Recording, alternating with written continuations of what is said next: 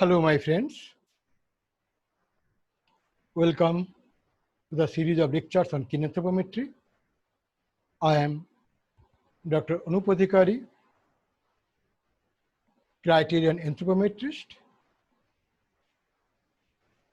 So this is the first part of my series of lectures on kinanthropometry.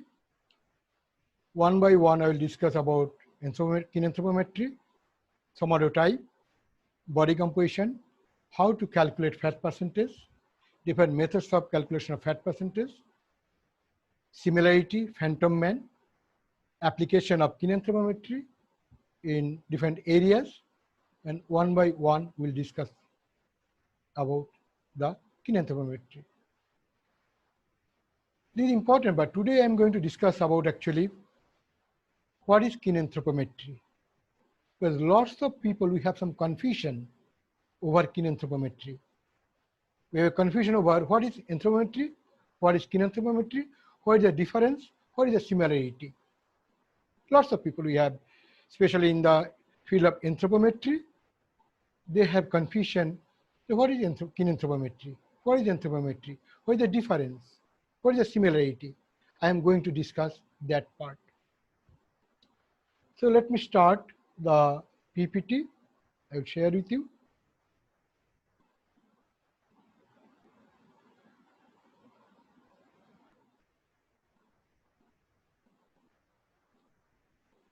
So this is my today's topics. Kinanthropometry, the interaction between human structure and function. What is kinanthropometry? And the interaction between human structure and function, I'm going to discuss that part today. About me, I am Anup Adhikari. I am a criterion anthropometrist, level 4, interaction structure for kinanthropometry. Also, I am a photoscopic somatotype rater trained by Professor J.L. Carter. That is Heath and Carter method you follow. I am trained by him. Also, I am an exercise physiologist, personal training specialist from Canadian Fitness Professionals, nutrition and wellness specialist.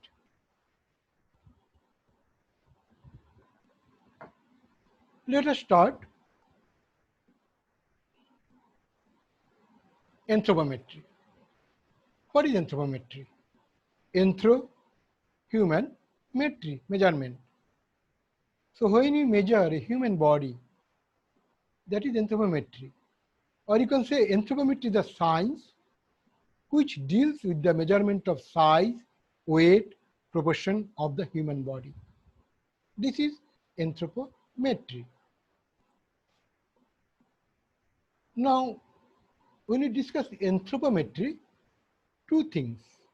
When you discuss the human body, two. One is living, one is non-living. Human body, I am living, and one is non-living. Two parts. When you have to measure non-living human, non-living human body, then comes craniometry and osteometry. Craniometry and osteometry. I'm not going to that part because craniometry is the measurement of skull, mandible, craniometry, and skeletal measurements. Osteometry is a part of anthropologist or part of anthropology. I'm not going to discuss that part. Let me go to the living part. Living part is somatometry. Soma, human body, human. Metry, measurement, same like anthropometry. The somatometry is the division of anthropometry which can be defined as a systematic technique to measure a living body. When you are measuring me, I am a living. We are measuring height, weight, body proportions. We are measuring. So that is somatometry. Now, so somatometry is when we are measuring the human body height, weight, body shape, and others. We are measuring the human body. That is somatometry. But when this somatometry deals with morphological perspectives, application of morphological perspective to the movement, and factors which influence the movement. Again, when the somatometry deals with morphological part, application of morphological perspective to the movement, and the factors which influence the movement, that time we call that science we call keen anthropometry. Keen came from kinetics. So anything which is involved in kinetics or movement, anything which influence the movement, maybe body type, maybe body composition, nutrition, different physiological aspects. So this, when the somatometry deals with this area or this chapter, we call keen anthropometry.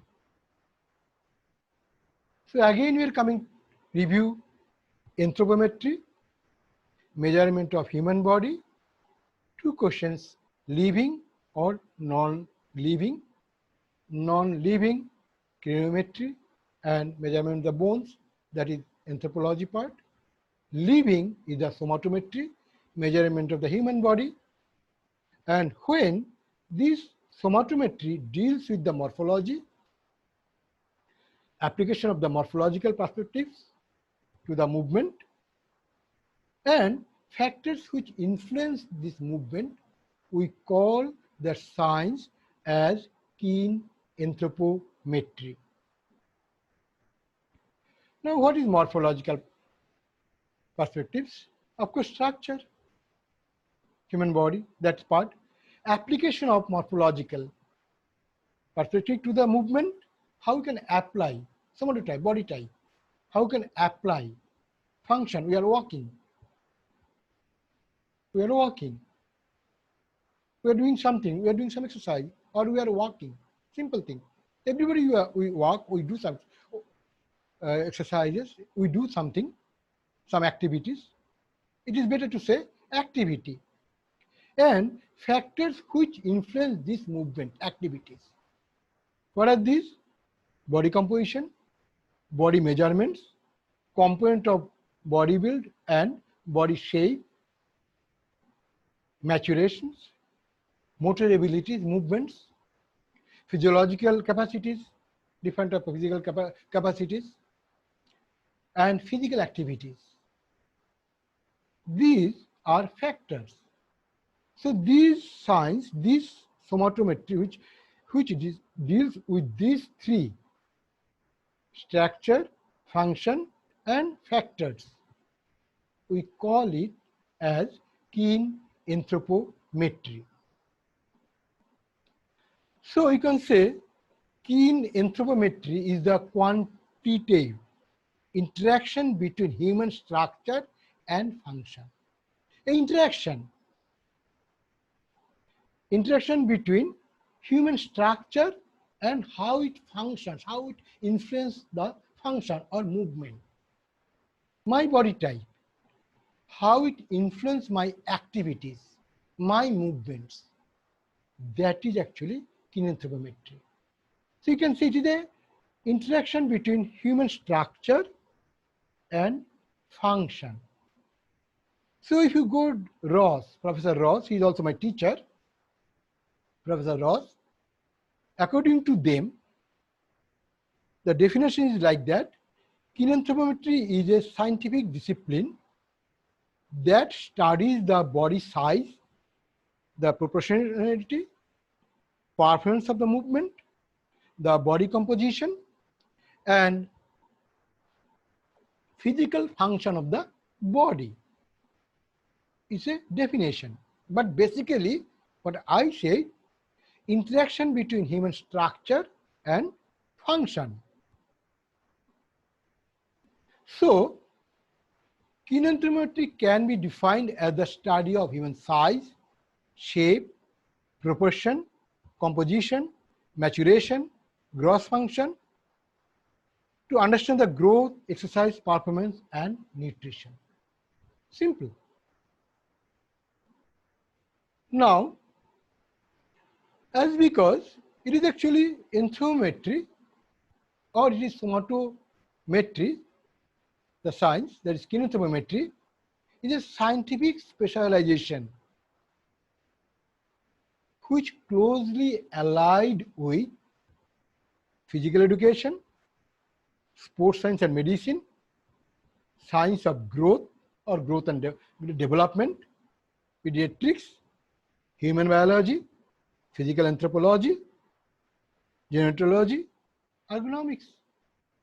Because we are measuring the same thing, anthropometry, somatometry, but we are measuring, we are utilizing the somatometry, we are seeing how our somatometry influence our activities or movements.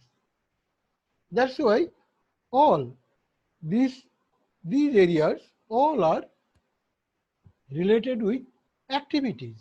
All physical education, sports medicine, sports science, human biology, physical anthropology, ergonomics, all are related with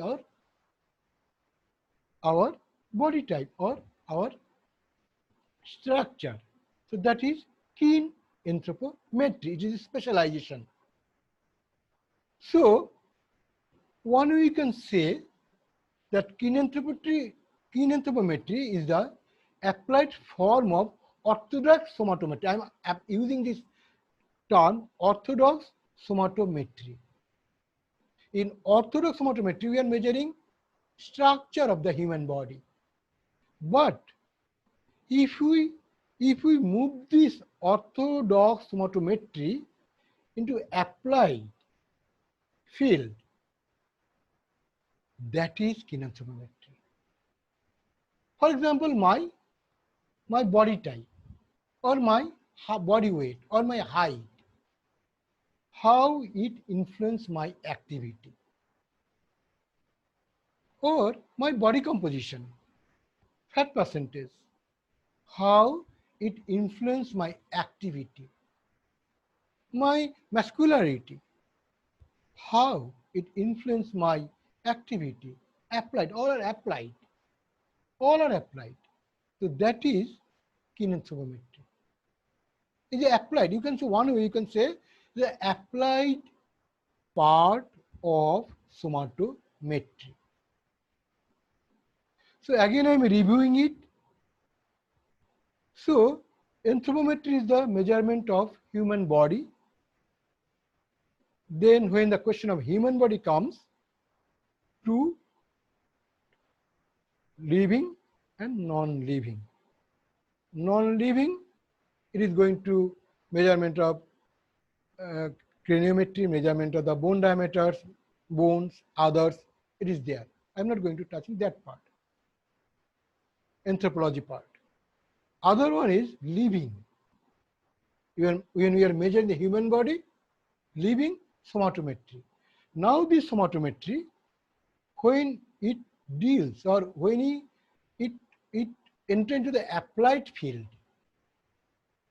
when it deals with the morphology, its function, and how it influence or what are the components influence the human body, its function in movement, that is keen anthropometry. It's a science which deals with the human body growth, body composition, nutrition, all. It is in keen anthropometry. Actually, I have a confusion over here. Not all. That keen anthropometry means sports anthropometry. No. Sports anthropometry is a part of keen anthropometry. When we apply, suppose for example, my height, weight, or somatotype, how it influences sports, when you discuss that part, that only small area, that is sports anthropometry. So some people, they are confused that they think the keen anthropometry and sports anthropometry is same. No, it's a part. As I told you, you see here, physical education, sports medicine. So there you can say sports anthropometry, but you can't say for all it is sports anthropometry. It's a keen anthropometry for human biology, for pediatrics. You have to measure the children's height and weight, body composition, how their growth changes, physical anthropology, ergonomics to designing. All are keen anthropometry. Sports anthropometry is a part of keen anthropometry. So it is not the same.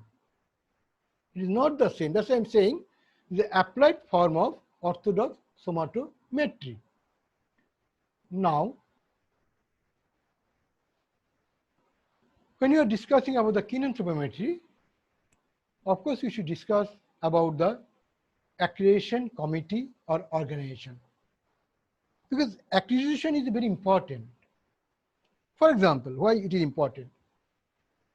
For example, chest circumference. Different people may measure different way. Some people measure chest circumference above on the nipple line, some above the chest, means above the breast or under the breast. Different people, they are measuring different way. There is no standard method. But the ISAC, which actually accreditation committee, they standardize. They said that chest circumference should be at 4th mesosternally. 4th mesosternally, that is the chest circumference. Or for suppose waist circumference. Some people, they say waist circumference is the belly, they measure on the belly bottom, not belly bottom. Some say from iliac crest to iliac crest. So there is no standard method. But ISAC, they said they standardize. They said, okay, it is from 10th rib and iliac crest, in between 10th rib and iliac crest, the middle, the narrowest part of the waist is the waist. So there is standard. So there should be a standardization committee or accreditation committee which will actually standardize the method. That's why there is a need of organization. So that time, anthropometrists, of course, from all fields, human biology, anthropology, sports science, all, they make one organization or a working committee, working group. What is that group? It was actually a working group on kinanthropometry. Working group on kinanthropometry, that was the UNESCO. Scientists from different area field, they make a working group to standardize the method. It was from 1975 to 1986. It was international working group on kinanthropometry. Scientists from all fields, they are in a committee. But later on, they realized that to standardize a method, it should be an organization. It should be a society. So in 1986, this working group on kinanthropometry, they form one society which is known as International Society for the Advancement of Kinanthropometry. In Glasgow, UK, they formed this organization. So then in 1986, this society formed International Society for the Advancement of Kinanthropometry, which some people they call ISAC, we call ISAC. So this is the accreditation committee, only organization who accredit or standardize the method or accredit the anthropometry courses or anthropometry certification. And this is actually, they have some accreditation scheme also they have started. So this is the organization, International Society for the Advancement of Kinethermometry. They run different level of courses, level 1, level 2, level 3, and they accredit anthropometrists, kinethermometrists, and ISAC is the only organization across the world for accreditation in kinethermometry. So this is available in the website www.isaacglobal.global. You'll find all details from there. I'm also international instructor for ISAC. We organize the courses. I'm looking after Canada and North America, also Southeast India. I organize the courses. So this is all about today's discussion. Again, just I'm reviewing anthropometry, somatometry, kinenthropometry. So kinenthropometry is the interaction of human structure and function. That is simple way on kinenthropometry. Thank you very much for listening my first part of my series of lectures on kinenthropometry. If you have any suggestions, any suggestions or any comment, please mail to me Dr. Anupodikari at yahoo.com, and my WhatsApp number 001 647 997 4999. So this is all about today's program. Next one is on somatotype, how to calculate, how to use Heath-Carter method and fluoroscopic somatotyping, because I am also a fluoroscopic somatotype. We'll discuss it, how to do that one, and somato chart. And third lecture, I'm going to discuss on body composition, different equation to calculate body fat percentage, and how to calculate.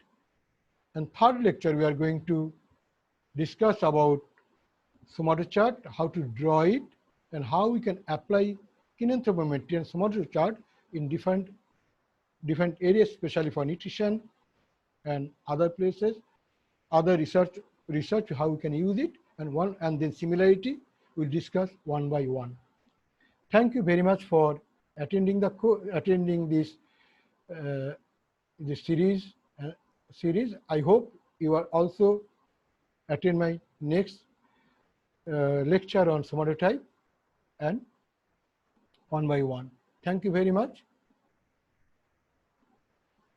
Thank you very much again, and I also welcome you for my next series on somatotype, how to calculate somatotype, different methods of somatotype, especially Heath-Carter method and fluoroscopic somatotyping, and how to draw somato chart, and how to apply somato chart in different field, research or nutrition or any other field, sports, how we can apply it.